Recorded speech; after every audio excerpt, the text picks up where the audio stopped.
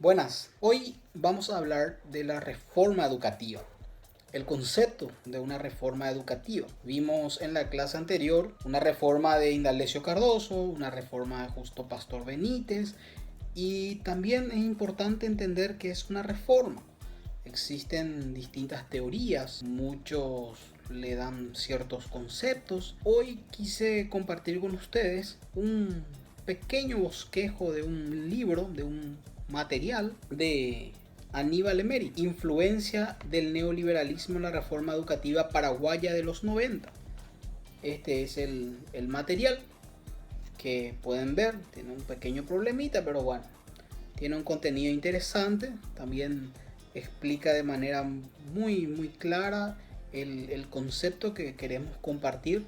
Y cuando pensamos en reforma, en momentos de la historia, traemos por ejemplo a colación la reforma que propuso Lutero en el sentido religioso, ¿verdad? También cuando hablamos de reforma, vemos que podemos citar a la aplicación de principios científicos para llegar a la ilustración, para alcanzar la ilustración. Y la reforma en el mundo pedagógico, ¿verdad? Y cuando citamos la reforma en el mundo pedagógico, es inevitable de asociarlo con el Estado. Asociarlo, nos referimos al sistema educativo en donde se desarrolla la reforma, con el Estado, que es el que ejecuta la reforma. Y cuando pensamos en el Estado, viene en mente la política, viene la economía, que son los factores que influyen dentro de una transformación en un modelo pedagógico. Pero cuando hablamos de reforma, ¿a qué nos referimos? ¿Será que es solamente cambiar ciertas materias, cambiar la estrategia? Cuando hablamos de reforma, ¿será que es solamente la inclusión de la tecnología dentro del proceso educativo? O si hablamos de reforma, nos referimos solamente a inyectar más presupuesto a, al sistema educativo. ¿De qué se trata en realidad una reforma educativa? ¿Qué comprende? ¿A qué aspectos del sistema educativo nos referimos cuando hablamos de reforma? Atendiendo que el sistema educativo también sufrió ciertas transformaciones dentro del correr histórico. Un tiempo estuvo exclusivamente en manos de la iglesia, de las enseñanzas escolásticas que sucedían a través de los sacerdotes dentro de las iglesias como espacio físico, y también algunas familias que tenían la posibilidad de tener sus propios asesores educativos para sus hijos, los reyes en los castillos, hasta que la educación y su relación con el Estado que lo conocemos hizo que la facultad de educar esté en manos del Estado, además de la iglesia, y surgieron los profesores, además de los sacerdotes, profesores que no tenían relacionamiento con ninguna religión, una especie de, entre comillas, democratización de ese proceso de educación, de proceso de enseñanza, aprendizaje. Se volvió la educación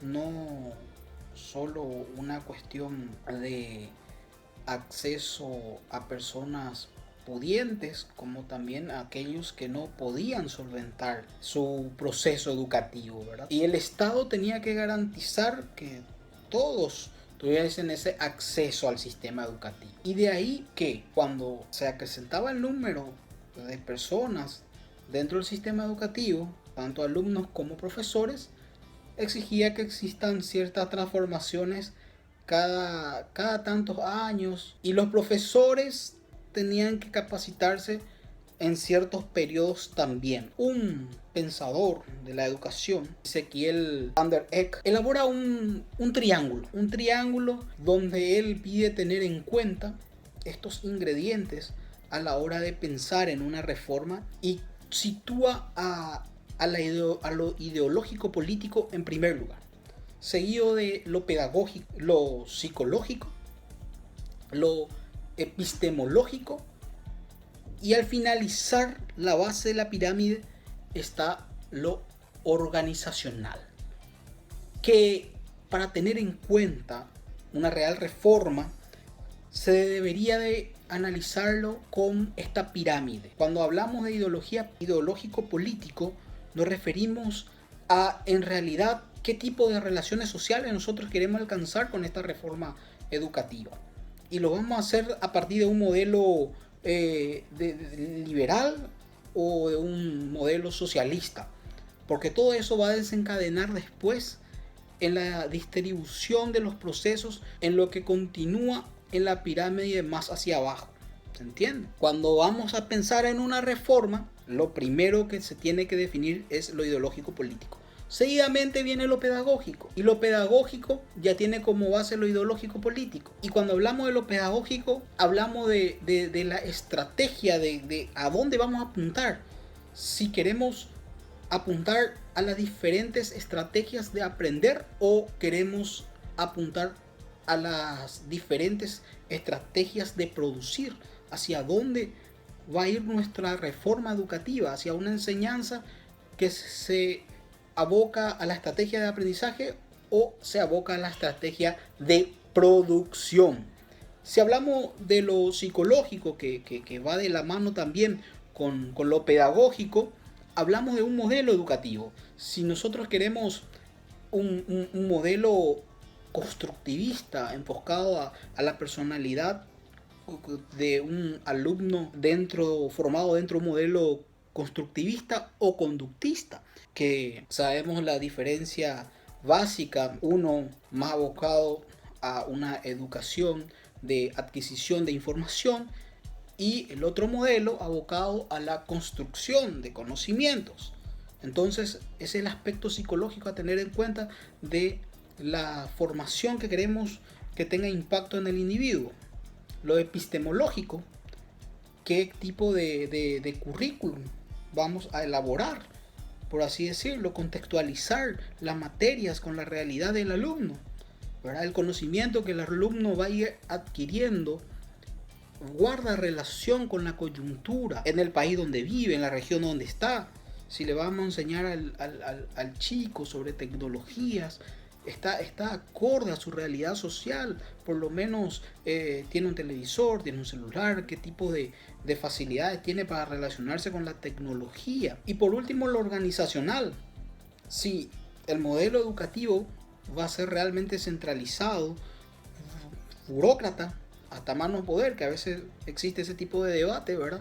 Que a veces en el colegio público para hacer ciertos cambios lleva más tiempo porque hay una burocracia tremenda, y en el colegio privado no. ¿Por qué? Porque en el colegio privado la autoridad es la persona dueña de la institución a quien se le solicita una transformación urgente y depende de él hacerlo en la mayoría de las veces. Entonces, ¿en qué va a impactar esta reforma en el último eslabón de la pirámide en cuanto a lo organizativo?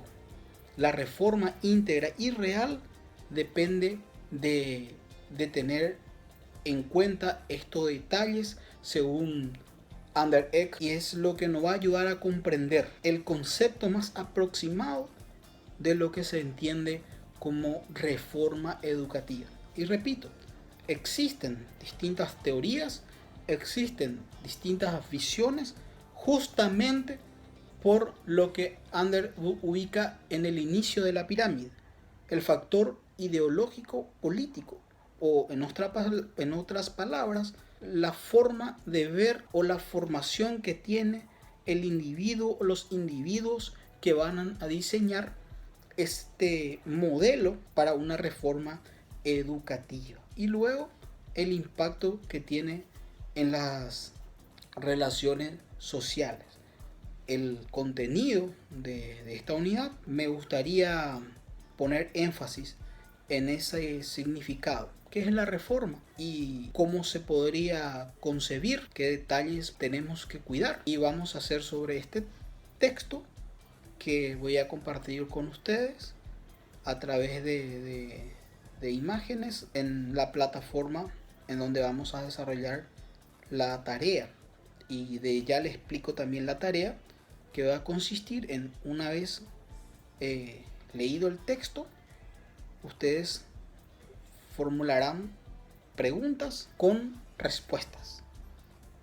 Las preguntas que le surgen después de leer el texto. Preguntas libres que ustedes van a desarrollar como un ejercicio. Lean detenidamente, usen el diccionario, sinónimos de antónimos también, para conocer términos como ideología, el significado de política, y también buscar el significado de reforma educativa según algunos autores o pensadores de la educación.